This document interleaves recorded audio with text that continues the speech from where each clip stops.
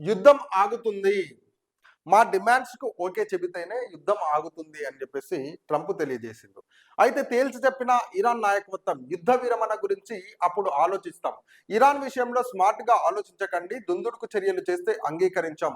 2 ట్యాంకర్ల suicide బోట్‌తో దాడి చేశాము. మరిన్ని దాడులు చేస్తాం అని చెప్పేసి అమెరికా అధ్యక్షుడు ట్రంప్ హెచ్చరిస్తున్నాడు.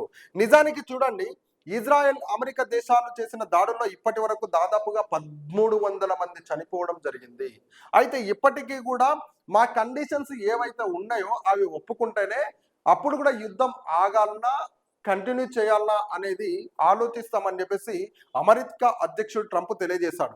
దాదాపుగా మొన్న జరిగినటువంటి ఏదైతే సూసైడ్ బోట్‌తో దాడులు జరిగినాయో, అందులో ఉన్నటువంటి దాదాపుగా 30-38 మందిని కూడా వాళ్ళు కూడా ప్రాబ్లమ్స్‌లో పడే అవకాశం ఉన్నది కాబట్టి, అక్కడ ఉన్నటువంటి కొంతమంది నౌకలు ఏం చేసిర్రంటే, అక్కడ ఉన్నటువంటి వ్యక్తులు ఏం చేసిర్రంటే, వాళ్ళని రక్షించడం జరిగింది.